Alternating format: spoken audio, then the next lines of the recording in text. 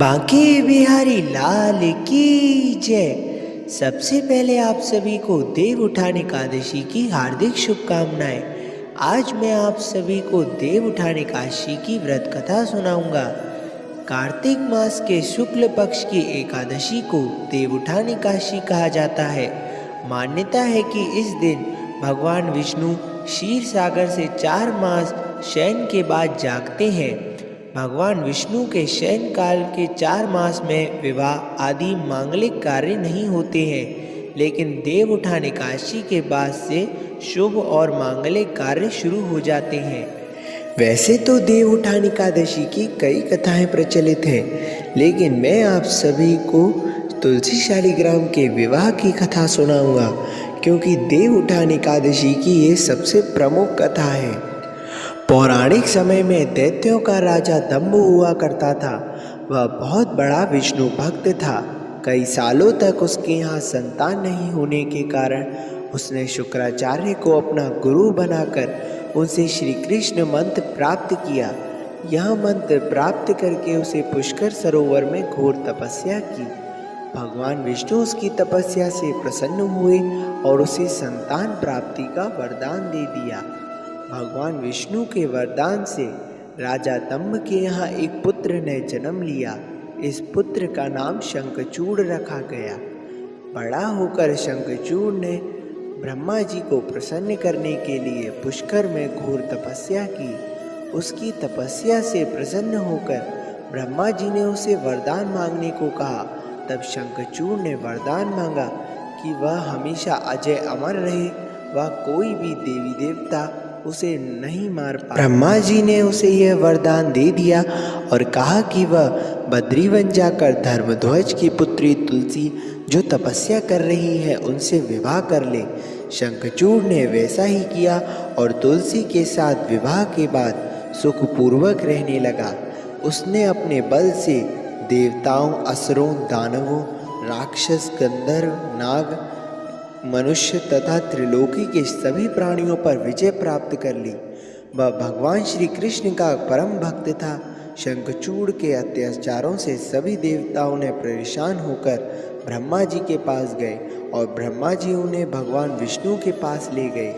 भगवान विष्णु ने कहा कि शंखचूड़ की मृत्यु भगवान शिव के त्रिशूल से ही होगी, अतः आप सब उनके पास जाएं। भगवान शिव ने चित्ररथ नामक गण को अपना दूत बनाकर शंखचूड़ के पास भेजा। चित्ररथ ने शंखचूड़ को समझाया कि वह देवताओं को उनका राज्य लौटा दे, परंतु शंखचूड़ ने मना कर दिया और कहा कि वह महेश्वर से युद्ध करना चाहता है। भगवान शिव को जब ये बात पता चली तो वह युद्ध के लिए अपनी सेना लेकर निकल पड़े। इस तरह देवता और दानवों में घमासान युद्ध हुआ, परंतु ब्रह्मा जी के वरदान के कारण शंखचूड़ को देवता नहीं हरा पाए।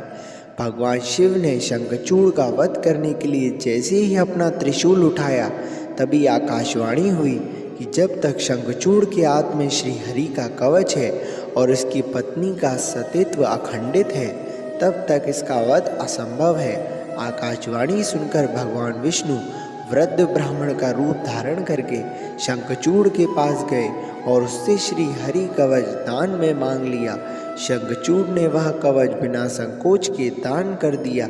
इसके बाद भगवान विष्णु ने शंखचूड़ का रूप बनकर उसकी पत्नी तुलसी के पास गए।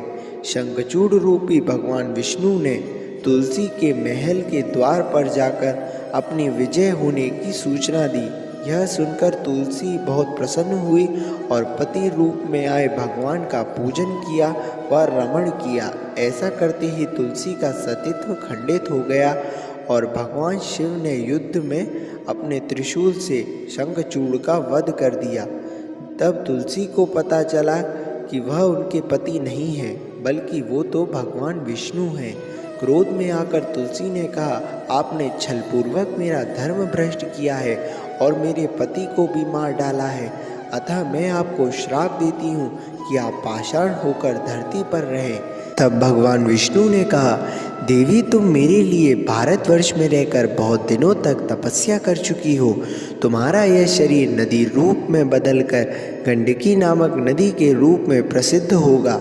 तुम पुष्पों में श्रेष्ठ तुलसी का वृक्ष बन जाओगी और सदा मेरे साथ रहोगी।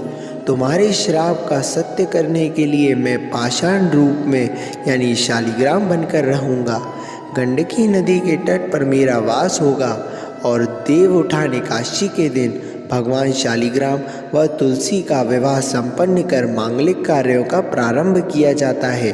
हिंदू धर्म की मान्यता के अनुसार इस दिन तुलसी शालिग्राम का विवाह करने से अपार पुण्य की प्राप्ति होती है।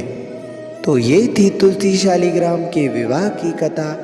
आप सभी इस कथा को ज़रूर सुने और इस कथा को जितना हो सके उतना शेयर कीजिए ताकि सभी लोग आज के दिन इस कथा का आनंद ले सकें।